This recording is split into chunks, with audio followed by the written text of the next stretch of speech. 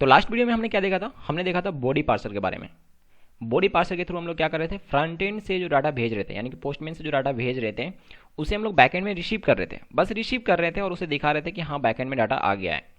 तो ये जो है इस कोड के जरिए console dot log request dot body, यानी कि बॉडी में जो कुछ भी रिक्वेस्ट के बॉडी में जो कुछ भी डाटा आ रहा था उसे हम क्या कर रहे थे, कंसोल करवा रहे थे। ठीक है ना, तो ये काम करवा रहे थे। एक बार फिर से करवा के देख लेते हैं वो काम कि काम कर रहे हैं या नहीं। तो ये रहा हमारा पोस्टमैन। ठीक है ना, यहाँ पे हम लोग जेसन के फॉर्मेट में डाटा भेज रहे हैं। किस फॉर्मेट में, जेसन के फॉर्मेट में। तो ये जो फॉर्मेट आपको दिख रहा है ना, ये जेसन का फॉर्मेट है, जिसमें हम लोग क्या करते हैं, प्रॉपर्टी लिखते हैं और प्रॉपर्टी का वैल्यू, ये प्रॉपर्टी नेम और प्रॉपर्टी नेम का वैल्यू। तो नेम प्रॉपर्टी है जिसका वैल्यू सत्यवान है, ईमेल प्रॉपर्टी है जिसका वैल्यू सत्यवान@gmail.com, इस तरह से।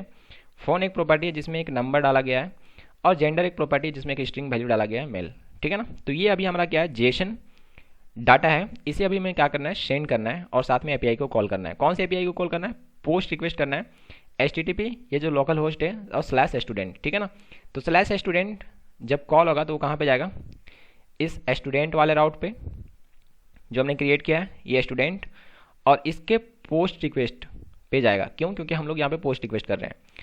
तो यहाँ पे चूंकि हम लोग रिक्वेस्ट कर रहे हैं और रिक्वेस्ट करने के साथ साथ में बॉडी में हम लोग वैल्यू डाल रहे हैं, तो यहाँ पे होगा ये कि यहाँ पे ये जो रिक्वेस्ट में जो बॉडी में जो भी वैल्यू आएगा उसको यहाँ पे कंसोल करवाएगा। ठीक है ना, तो अभी हम लोग ये चीज़ करके देखते हैं। तो यहाँ पे मैंने सेंड पे क्लिक किया, तो अभी आपको यहाँ पे दिमाग लगाना है और इस जगह पे देखना है। तो देखो यहाँ पे, यहाँ आप नीचे देख रहे होंगे कि यहाँ पे आपको वो जेसन डाटा मिल रहा है ना। तो नेम मिल रहा है, ईमेल मिल रहा है, फ़ोन मिल रहा है, जेंडर मिल रहा है। अगर आप कोई एक पार्टिकुलर वैल्यू चाहते हो तो आप इस तरीके से बॉडी के बाद डॉट लगा करके आप उस प्रॉपर्टी का नाम लिख सकते हो। सपोज कि मुझे चाहिए सिर्फ ईमेल, तो मैं यहाँ पे लिखूंगा ईमेल। अब मैं इसको सेव करता हूँ, Ctrl+S, सेव किया। और सेव करने के बाद फिर से जब रिक्वेस्ट उधर से करूँगा पोस्टमैन से और वो सारा डाटा भेजूंगा, तो उसमें से सिर्फ ईमेल यहाँ पे कंसोल में आएगा। ठीक है ना, तो यहाँ पे अभी मैं इसको क्या करता हूँ, अगेन सेंड करता हूँ। और जैसे ही मैंने यहाँ पे सेंड किया तो आप देखना यहाँ पे सिर्फ नीचे देखो, आप इस जगह पे सिर्फ ईमेल को ये कंसोल करवा रहा है। ठीक है ना, तो एक पार्टिकुलर वैल्यू भी हम लोग यहाँ पे ले सकते हैं। तो अभी हम पूरा का पूरा वैल्यू यहाँ पे आ रहा है रिक्वेस्ट में, रिक्वेस्ट के बॉडी में, तो पूरा का पूरा वैल्यू मैं यहाँ पे दिखाना चाहूँगा, तो रिक्वेस्ट डॉट बॉडी लिखूंगा। तो ये बॉडी पार्सर इस तरीके से काम कर रहा था। आई होप कि आपको ये चीज़ समझ में आ गया होगा, कोई भी दिक्कत नहीं गया होगा। आज के इस वीडियो में हम लोग समझने वाले हैं कि कैसे इस वैल्यू को, ये जो वैल्यू आ रहा है ना हमारा इधर से फ्रंट एंड में, जो ये जो हम लोग वैल्यू भेज रहे हैं इधर से, और ये वैल्यू यहाँ पे हमारा रिसीव हो रहा है, तो इस वैल्यू का भी हमें क्या करना है, डाटाबेस में सेव करवाना है। पहले एक बार और अच्छे से समझ लेते हैं कि ये एप्लीकेशन किस तरीके से काम करता है। तो उसको समझने के लिए जरा एक मैं एनिमेशन आपको दिखाना चाहूँगा। तो कोई भी एप्लीकेशन जो होता है बेसिकली दो पार्ट्स में डिवाइडेड होता है, एक फ्रंट एंड पार्ट, एक back and part. Front end part अगर मेरा ये है तो ये मेरा बैक एंड पार्ट है। बैक एंड पार्ट में होता क्या है, एक सर्वर साइड लैंग्वेज होता है और उसके साथ में एक डाटाबेस होता है। तो ये हमारा नोड.जेएस लैंग्वेज यूज हुआ है, नोड.जेएस एपीआई, जो कि आप देख रहे हो, जो कि हम लोग अभी बना रहे हैं। और उसके साथ में एक डाटाबेस हमने मोंगोडीबी यूज किया है। ये एक दोनों से क्या होते हैं, कनेक्ट होते हैं, एक दूसरे से कनेक्ट होते हैं। और अगर फ्रंट एंड साइड में अगर मान लेते हैं हमारे पास एक वेबसाइट है, एक वेब पेज है, अभी तो हमारे पास ये है नहीं, हम लोग डायरेक्टली डाटा जो है जेसन के फॉर्मेट में पोस्टमैन से भेज रहे हैं। हालांकि हम लोग ये चीज़ कर सकते हैं कि एक पेज बना सकते हैं, उसमें एक इनपुट फील्ड होगा, name, then email, then phone, then gender, और जब सबमिट पे क्लिक करेंगे तो एपीआई कॉल होगा। और कॉल होने के साथ साथ ये सारा वैल्यू जो अभी है हमारा नेम, ईमेल, फ़ोन, जेंडर, ये सारा वैल्यू जेसन के फॉर्मेट में पैक होकर के बैक एंड को जाएगा और वो फिर नोड.जेएस के पास पहुंचेगा। नोड.जेएस में बॉडी पार्सर है तो वो सारा वैल्यू रिसीव कर लेगा, और रिसीव करने के बाद अभी हमें क्या करवाना है, इसको डाटाबेस में सेव करवाना है। तो अभी हमें रिसीव करना तो आ गया है बॉडी पार्सर से, बट अभी हमारा मेन टास्क क्या है कि डाटाबेस में इसको सेव करवाना। और जब सेव हो जाएगा सक्सेसफुली तो हमें एक रिस्पॉन्स देना है यूजर को कि हाँ आपका डाटा सक्सेसफुली सेव हो गया है। तो आई होप कि आपको ये चीज़ तो पूरा क्लियर समझ में आ रहा होगा। ओके, देन एक और चीज़ को समझते हैं कि मैंने कहा कि नोड.जेएस में आएगा वैल्यू, वो वैल्यू डाटाबेस में सेव होगा। ठीक है ना, ये अगर मेरा डाटाबेस है तो डाटाबेस में क्या होगा, सेव होगा। अब यहाँ पे डाटाबेस में कैसे सेव करवाना है बात को समझें। अगर मैं यहाँ पे स्टूडेंट का वैल्यू भेज रहा हूँ तो मैं क्या करूँगा, यहाँ पे डाटाबेस में एक कलेक्शन बनाऊँगा स्टूडेंट का, एक कलेक्शन बनाऊँगा स्टूडेंट का, जहाँ पे सारे स्टूडेंट का डिटेल होगा, सारा स्टूडेंट का डाटा होगा। तो एक मेरा कलेक्शन होगा स्टूडेंट। तो सबसे पहले मुझे क्या करना पड़ेगा, कलेक्शन बनाना पड़ेगा। सबसे पहले क्या करना पड़ेगा, अलग अलग कलेक्शन बनाना पड़ेगा। यानी कि स्टूडेंट का डाटा रखने के लिए स्टूडेंट का कलेक्शन होगा, फैकल्टी का डाटा रखने के लिए फैकल्टी का अलग कलेक्शन होगा, जहाँ पे सिर्फ फैकल्टी का डाटा होगा, फैकल्टी का नेम, फैकल्टी का जेंडर, फैकल्टी का ईमेल, फैकल्टी का फ़ोन, तो अलग अलग कलेक्शन में अलग अलग वैल्यू हम लोग रखना चाहेंगे, ठीक है ना। तो सबसे पहले अभी हमें क्या करना है, अलग अलग कलेक्शन बनाना है।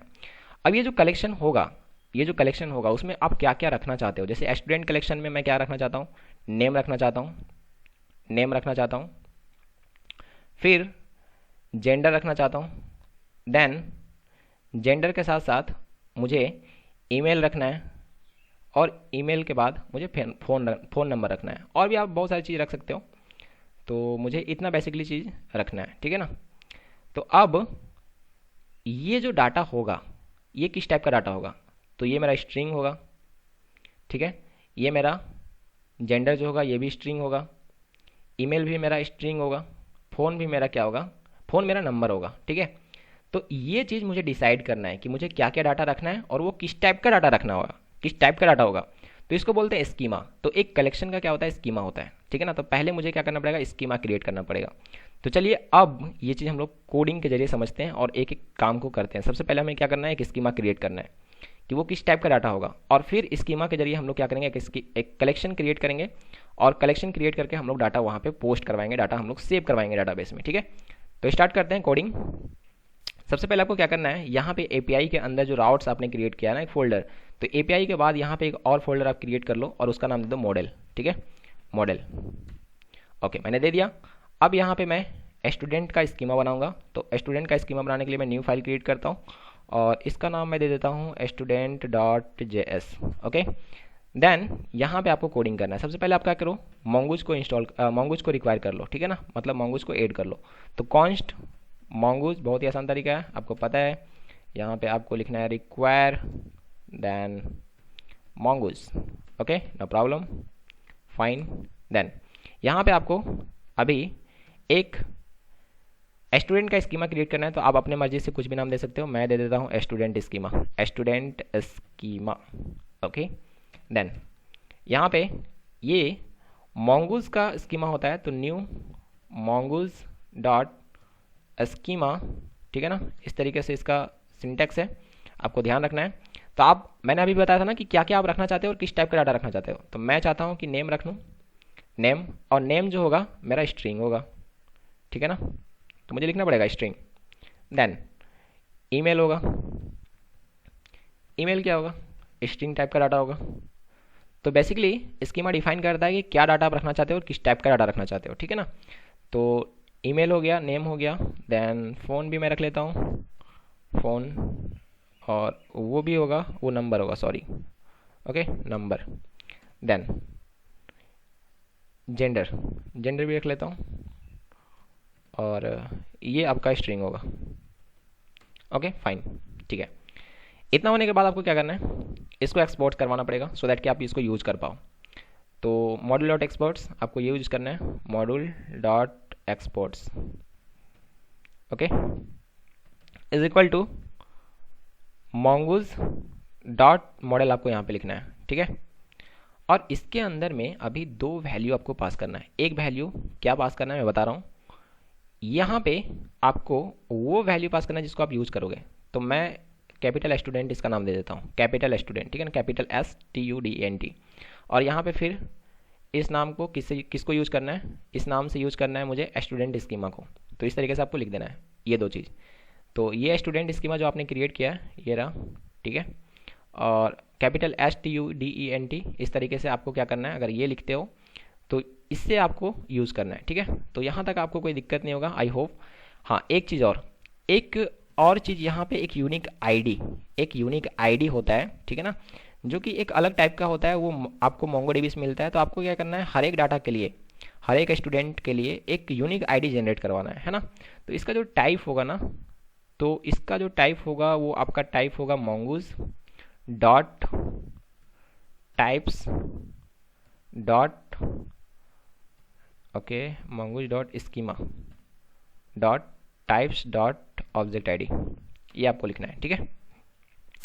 तो ये आपका एक अलग टाइप का डाटा है, आईडी, जो कि आपको फ्रंट एंड से नहीं भेजना है, बैक एंड में ये ऑलरेडी ऑटोमेटिकली जनरेट होता है। अब उसको जनरेट कैसे करवाना है देखना है, ठीक है। तो ये चीज़ तो हो गया, मेरा स्कीमा क्रिएट हो गया। अब इसका वैल्यू चाहिए होगा ना, नेम का वैल्यू चाहिए होगा, ईमेल का वैल्यू चाहिए होगा, फ़ोन का चाहिए होगा, जेंडर का चाहिए होगा। वो कहाँ से मुझे मिलेगा? फ्रंट एंड साइड से। तो अभी क्या करना है, अभी हमें ये करना है कि फ्रंट एंड साइड से वैल्यू ला करके यहाँ पे सेव करवाना है, ठीक है।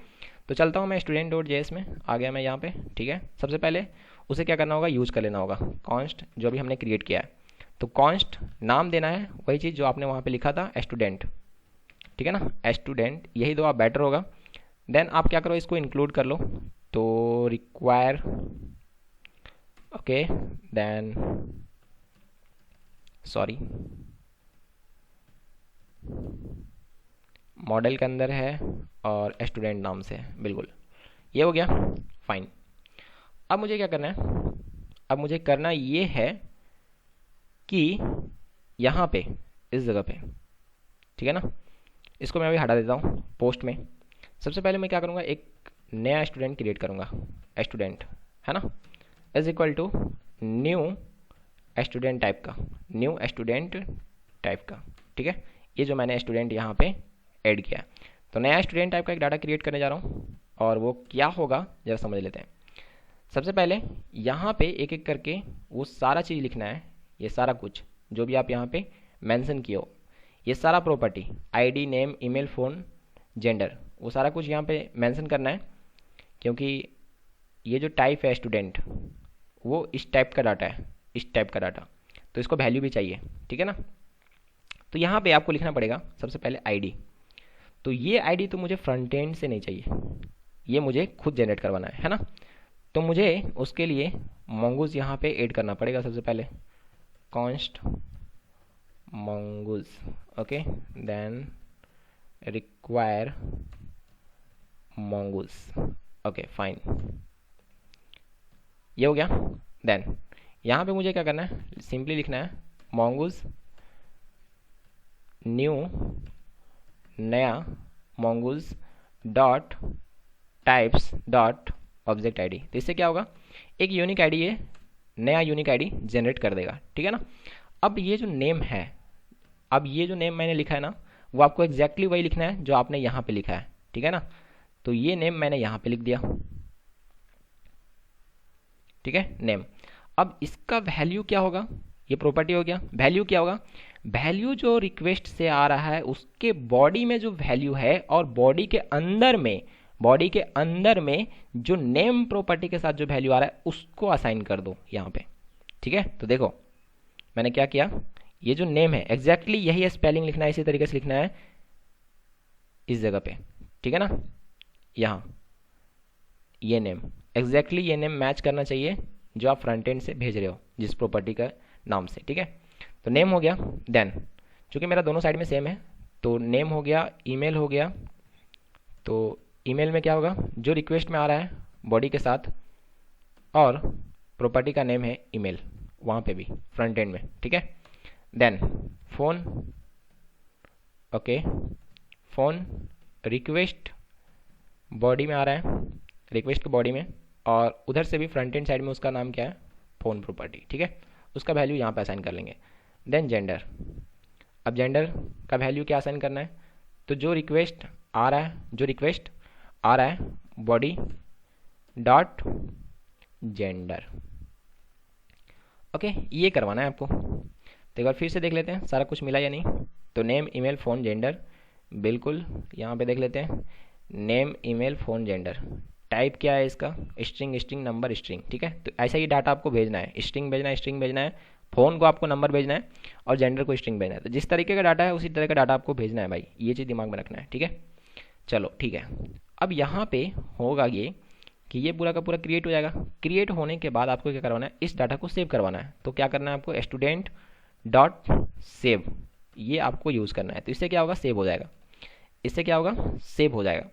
अगर सेव होता है सक्सेसफुली, देन अगर सेव हो जाता है सक्सेसफुली, देन क्या करना है आपको, देन करना ये है कि इसको एक रिजल्ट में लेना है। रिजल्ट में ले करके इसको क्या करवाना है, कंसोल करवाना है। पहले कंसोल करवाओ इसको, कंसोल डॉट लॉग, और यहाँ पे आप लिखो रिजल्ट, ओके। तो आई होप कि ये चीज़ आपको कोई दिक्कत नहीं करेगा, लिख सकते हो आप इस तरीके से। देन अगर सक्सेसफुली अगर सेव हो गया ना तो आपको एक रिस्पॉन्स भी तो देना पड़ेगा ना, रिस्पॉन्स डॉट स्टेटस। वो आर्किटेक्चर आप याद कीजिए, अगर सक्सेसफुली सेव हो रहा था तो उधर से हम लोग क्या क्या दे रहे थे, रिस्पॉन्स दे रहे थे यूज़र को। तो यहाँ पे आपको फ्रंट एंड को एक रिस्पॉन्स देना होगा। तो रिस्पॉन्स डॉट स्टेटस और यहाँ पे 200 लिख दो, जिसका मतलब कि ओके कोई प्रॉब्लम नहीं, हो गया है काम। देन जेसन, और इसके अंदर में क्या करो कि न्यू स्टूडेंट नाम का प्रॉपर्टी बनाओ और वैल्यू भेज दो रिजल्ट को। ओके, तो आई होप कि आपको ये चीज़ समझ में आ रहा होगा कि मैं क्या कर रहा हूँ। ठीक है, सेव हुआ, देन ये कोड एग्जीक्यूट करेगा। अगर ऐसा नहीं हुआ तो क्या होगा, एरर। तो फिर क्या करेगा, एरर देगा। तो कैच कर लेते हैं एरर को और इसको एरर में ले लेते हैं। देन सबसे पहले तो कंसोल करवा लेंगे हम अपने साइड में, कंसोल की क्या एरर है, कंसोल डॉट लॉग, एरर को कंसोल करवा लिए। देन रिस्पॉन्स में भी यूज़र को बताएंगे कि देखो भाई एरर आ रहा है। तो रिस्पॉन्स डॉट स्टेटस देते 500। Okay, fine.